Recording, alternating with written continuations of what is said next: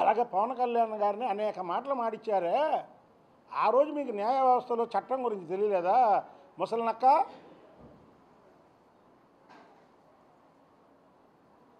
నువ్వు ఇవాళ మాట్లాడుతున్నావు, ఏమైపోయింది మీ తాడేపల్లి పిల్లి, మీ పులివెందల పిల్లి ఏమైపోయింది? చంద్రబాబు గారిని నిండు సభలో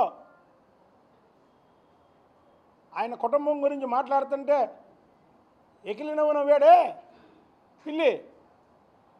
ఇవాళ మేమేమైనా మాట్లాడుతున్నాం, భారతి గారి మీద మాట్లాడామా? మా ప్రభుత్వం వచ్చింది, భారతి గారి మీద మాట్లాడామా? అది మా సంస్కారం, మేము మాట్లాడడం కూడా. ఆడవాళ్ళ మీద మేము మాట్లాడాం. ఆ రోజు నిండు సభలో చంద్రబాబు గారిని ఏడిపించి దటే చంద్రబాబు గారు శపథం చేశాడు లోపల, మీరు చేసిన అవమానానికి మళ్ళీ నేను ముఖ్యమంత్రిగానే అడుగు పెడతానని. మళ్ళీ ముఖ్యమంత్రిగానే అడుగు పెడుతున్నాడు చంద్రబాబు నాయుడు. అదే చంద్రబాబు నాయుడు గారి సత్తా. ఇవాళ నువ్వు ముసలి కన్నీరు కారుస్తుంటే ఎవరు దాన్ని క్షమించరు. విజయసాయిరెడ్డి, నువ్వు ఒక నక్కవి, నువ్వు ఒక శకినివి. మొత్తం మిమ్మల్ని చట్టపరంగానే శిక్షిస్తారు. మీరు చేసినటువంటి అన్యాయాలు, మీరు చేసినటువంటి భూదందాలు, మీరు చేసినటువంటి స్కాములు, 16 నెలలు జైల్లో ఉండి వచ్చినటువంటి మీకు ప్రజలు ఓటేసి గెలిపించినందుకు ప్రజలు నానా ఇబ్బంది పడి ఓట్ల రూపంలో మిమ్మల్ని తరిమి కొట్టారు. అయినా సిగ్గులేదు మీకు? పార్టీని రద్దు చేసుకుంటారు. 11 సీట్లు వస్తే చంద్రబాబు నాయుడు గారికి ప్రతిపక్షం వచ్చింది 23 సీట్లు, మీకు ప్రతిపక్షం కూడా లేదు. సిగ్గుంటే రద్దు చేసుకోండి పార్టీని,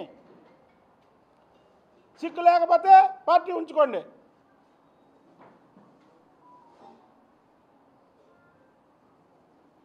విజయసాయిరెడ్డి, ఇంకొకసారి చెప్తున్నాం, నీవు లేనిపోయిన ఆరోపణలు, లేనిపోయిన మాటలు మాట్లాడితే మాత్రం ముసలోడు అని కూడా చూడడం నిన్ను.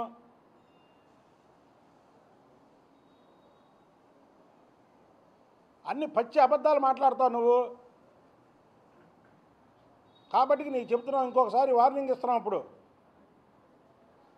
లాస్ట్ అండ్ ఫైనల్, నువ్వు వల్లభనేని వంశీ ఎక్కడున్నాడో నువ్వు ఫోన్ చేసి పిలిపించుకొని నీ పక్కన కూర్చోబెట్టుకొని ప్రెస్ మీట్ పెట్టి చాలు, వీళ్ళ బండారం బయటపడిద్ది.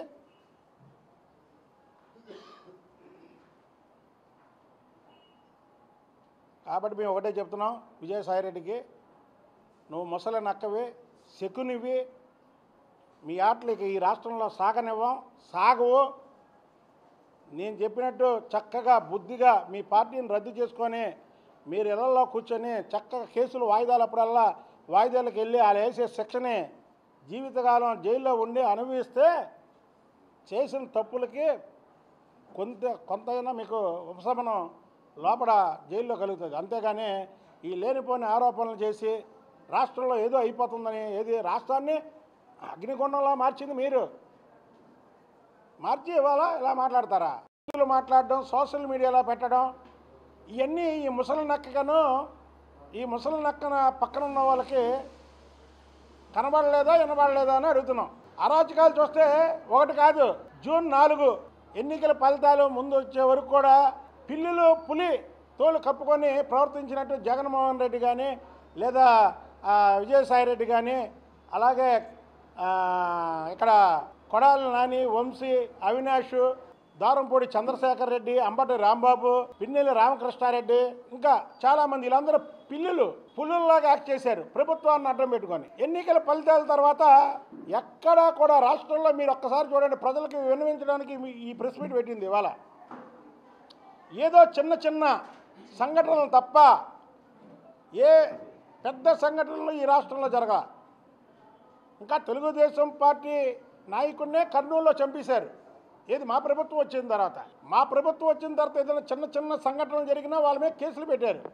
ఎప్పుడైతే చంద్రబాబు నాయుడు గారు కానీ, లోకేష్ గారు కానీ, పవన్ కళ్యాణ్ గారు కానీ వీళ్ళు ఇలాంటి మాటలు కానీ దాడులు కానీ చెయ్యకండి అని ఎప్పుడైతే చెప్పారో ఆటోమేటిక్గా బీపీ వచ్చినటువంటి కార్యకర్తలు అందరూ కూడా సైలెంట్ అయ్యారు.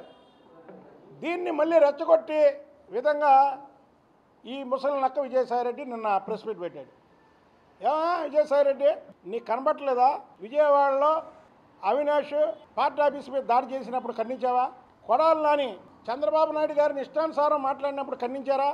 వల్లభనేని వంశీ వాడొక లుచ్చా, తెలుగుదేశం పార్టీలో 2 సార్లు గెలిచి మీరు ఎక్కడ చంపేస్తారో అని భయపడి, వాడి ఆస్తులు ఎక్కడ కాజేస్తారో అని భయపడి పారిపోయి మీ చెంతం చేరి మీ మెప్పు కోసం చంద్రబాబు నాయుడు గారి కుటుంబం మీద అవాకులు చవాకులు పేలితే అనేది తప్పు అని ఖండించారా? అసలు విజయసాయి రెడ్డి నీ పక్కన కొడాలి నాని అనే ఒక పిల్లి, వల్లభనేని